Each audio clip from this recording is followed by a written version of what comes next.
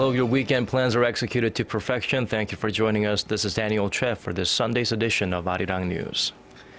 We begin here in Korea at the top office. The cabinet and presidential office plan to launch a joint consultative body to coordinate government policy in this, the third year at the helm for the Park Geun-hye administration. Officials say the new body will include 2 deputy prime ministers, 3 senior presidential secretaries, and other ministers or secretaries relevant to the issues at hand. Plus, the presidential office will launch a separate consultative body with 8 senior secretaries to monitor and strengthen policy implementation. The new government bodies were launched in the wake of a public backlash over revisions to the tax system and a suspension of plans to revamp the national health insurance system. They are designed to ensure the smooth coordination of all government policies from the initial stages to execution, modification, and announcement. North Korea says the U.S. rejected a recent invitation to a top diplomat. Quoting an unnamed spokesperson for the North's foreign ministry, the Korean Central News Agency reported that Sung Kim, the U.S. special representative on North Korea policy, rejected an invitation from Pyongyang to visit the North during his trip to Asia. The spokesperson added that Washington is working to shift blame to Pyongyang, leading people to believe dialogue and context are not realized due to the regime's insincere attitude. The comment comes 2 days after Kim told reporters in Beijing that he was disappointed about not meeting with the North Koreans during his trip. The diplomat added that Pyongyang must be ready for serious and productive discussions on the nuclear issue before talks can begin. Well, North Korea has roughly 70 submarines, mostly designed to attack the South. So what are we doing here in South Korea? To better counter that underwater threat, we are launching a submarine command that will be in charge of all submarine-related activities, including striking down underwater targets from the communist regime. Our Kim Yeon-bin has this report. The South Korean Navy inaugurated a submarine command on Sunday to bolster its underwater capabilities and combat readiness against North Korea. The fleet of the command, located in the southern port city of Geun-hye, is led by a rear admiral in charge of 13 submarines. This is not another submarine fleet. We are launching the submarine command to enhance our military strength and become the country's core strategic force. The fleet of 13 includes 9 1,200-ton and 4 1,800-ton subs. By the year 2019, the Navy is planning to add 5 1,800-ton subs. And by 2020, the Navy will deploy 9 3,000-ton submarines capable of launching ballistic missiles. With the launch, South Korea has become the 6th nation to launch a submarine command after the U.S., Japan, France, Britain, and India. A huge advance since South Korea commissioned its first submarine from Germany in 1992. Even with the new command, North Korea still outnumbers the South in terms of submarine power. The North is believed to have some 70 submarines, roughly 4 times that of South Korea, and just behind the United States.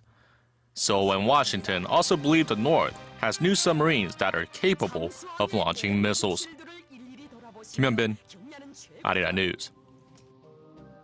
On a more lighter note, the man who was on the receiving end of the infamous nut rage is back at work. According to Korean Airlines, Park Chang-jin served on a domestic flight from Seoul to Busan this Sunday. Park was forced off a Korean Air flight that was heading back to Seoul from New York last December. The order was given by Cho Hyun-ah, the carrier's former vice president and the company chairman's eldest daughter. She was angry that Park had served her a bag of macadamia nuts instead of opening it up for her and serving it on a plate. She was indicted last month on charges of obstructing aviation safety. Her father, Cho Yang-ho, was a witness last week at her trial. He apologized for the incident and said Park will not be the subject of any unfair treatment as he returns to his post. And it appears a second Japanese hostage has been beheaded by Islamic State militants a week after the other Japanese hostage was beheaded. Condemning the terrorist act, Tokyo vowed to increase its support for those working against the IS. Our Kim Ji-yeon reports. The Islamic State has released another video that shows the beheading of a second Japanese hostage, journalist Kenji Kodo. Japan's defense ministry says the video appears to be genuine. This a week after another video appearing to show the beheading of Japanese hostage Haruna Yukawa. In response, Japanese Prime Minister Shinzo Abe said he feels intense indignation and vowed to bring those responsible to justice. This is a very unjust and cowardly terrorist act, and we remain extremely angry about it. We do not forgive terrorists.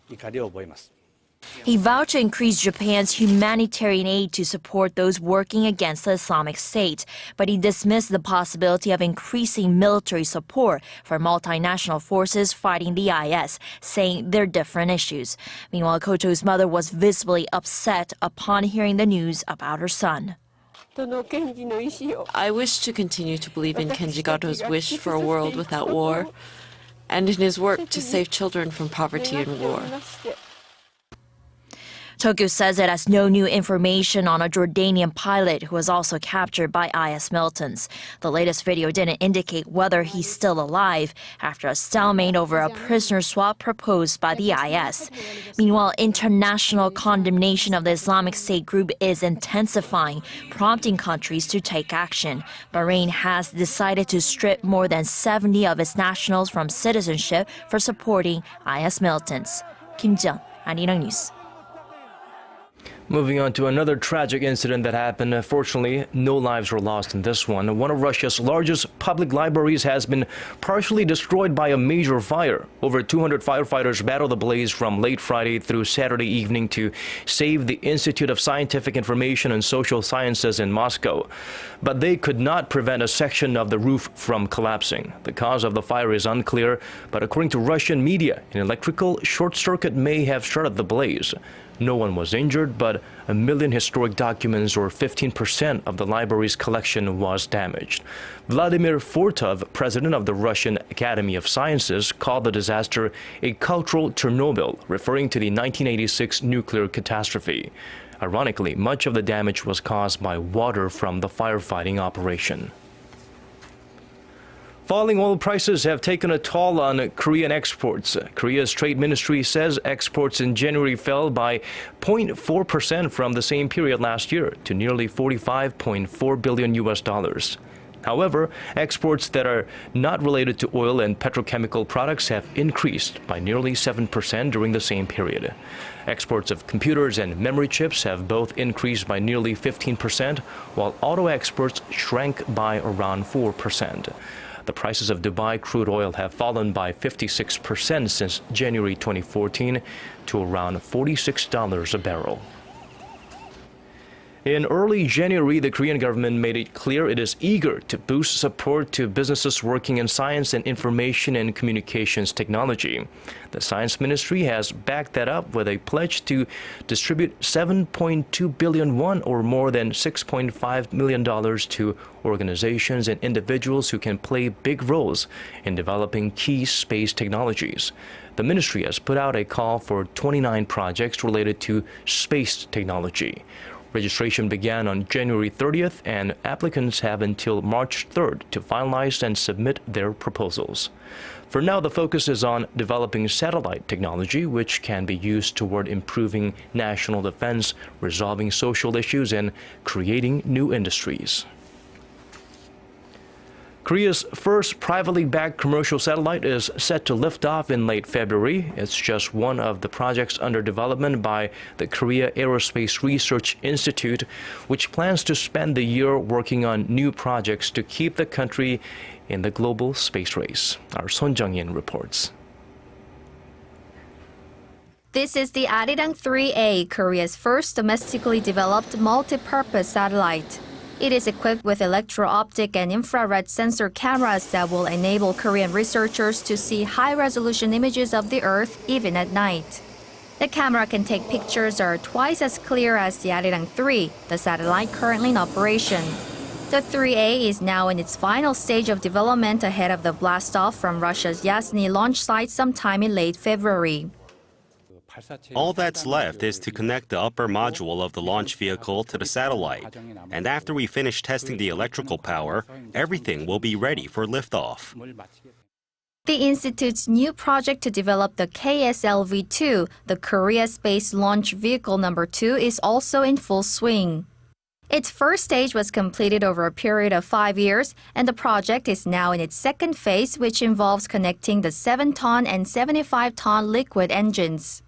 Up until last year, scientists had focused on testing the engines, but this year they will concentrate on testing other parts of the rocket, in addition to test firing the engines once they're assembled.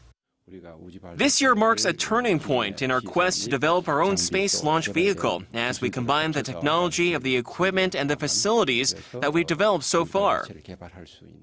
The Korea Aerospace Research Institute, together with 15 other local institutions, pledges to push ahead with its research and development program to further enhance Korea's competitiveness in the global space race.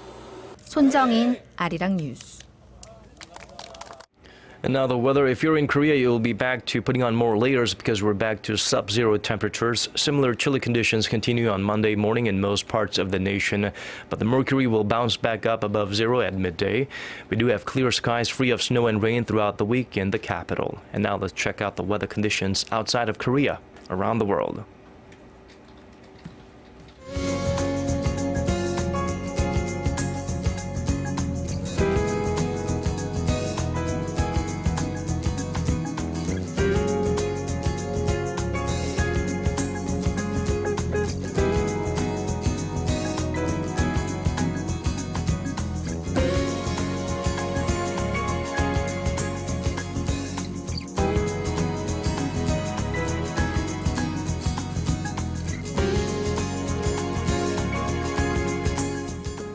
Well, that's a wrap for now. We do have more coming your way at 10 p.m. Korea time, so do join us then. For now, thank you for watching.